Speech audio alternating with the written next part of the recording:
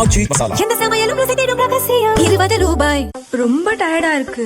இயற்கையான டேட்ஸ், பாதாம், பிஸ்தா, cash and honey கொண்டு தயாரிக்கப்பட்ட lion date nut bytes.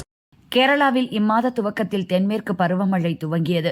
Karnataka, கோவாவில் மழை மேகங்கள் பரவி மழை பொழிந்த நிலையில் மும்பையில் இந்த ஆண்டு சற்று தாமதமாகவே பருவமழை துவங்கியது. வழக்கத்தை விட 13 நாட்கள் தாமதமாக நேற்று பருவமழை துவங்கியதாக வானிலை ஆய்வு மையம் அறிவித்தது.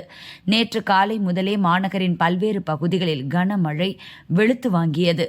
மும்பை, தானே, பால்கர், வசாய், விரார் உள்ளிட்ட நகரங்களிலும் கனமழை பெய்தது. தண்டவாளங்களில் மழைநீர் தேங்கியதால் சர்ச் கேட், விரார் இடையிலான புறநகர் மின்சார ரயில் சேவையில் தாமதம் ஏற்பட்டது. கொலாபா, நவி மும்பை, ஒர்லி, மாட்டுங்கா, லோயர் பரேல் உள்ளிட்ட இடங்களில் சாலைகளில் மழைநீர் தேங்கியதால் மக்கள் அவதியுற்றனர். விமான நிலையம் அமைந்துள்ள சாந்தாகுருஸ் பகுதியில் போக்குவரத்து நெரிசல் ஏற்பட்டது. ஒட்டுமொத்தமாக நேற்று ஒரே நாளில் மும்பையில் மட்டும் 248 மில்லிமீட்டர் மழை பதிவானதாக வானிலை மைய அதிகாரிகள் கூறினர். கடந்த 10 ஆண்டுகளில் இல்லாத வகையில் ஒரே நாளில் அதீத மழை பெய்துள்ளதால் மாநகர் முழுவதும் வெள்ளம் சூழ்ந்துள்ளது. கிங் சர்க்கிள், காந்தி மார்க்கெட் பகுதியில் மாநகராட்சி மேயர் ரிது தாவ்டே நேரில் ஆய்வு செய்தார்.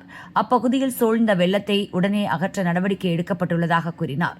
அந்தேரி உள்ளிட்ட நகரின் இதய பகுதிகளில் உள்ள முக்கிய சுரங்க வழி பாதைகளில் மழைநீர் சூழ்ந்ததால் சாலை போக்குவரத்து முடங்கியுள்ளது.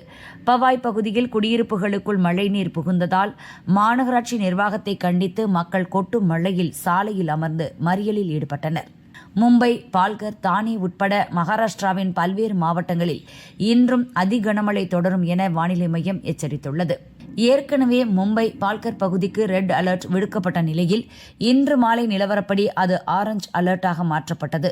தானே, பிவண்டி, வசாய், விரார் உள்ளிட்ட பகுதிகளிலும் அதிக கனமழைக்கு வாய்ப்புள்ளதாக வானிலை மையம் எச்சரித்துள்ளதால் மக்கள் பீதியடைந்துள்ளனர். கடல் அலை வழக்கத்திற்கு மாறாக மேலெழும்பும் என்பதால் மக்கள் கடற்கரைக்கு செல்ல வேண்டாம் என அறிவுறுத்தப்பட்டுள்ளனர்.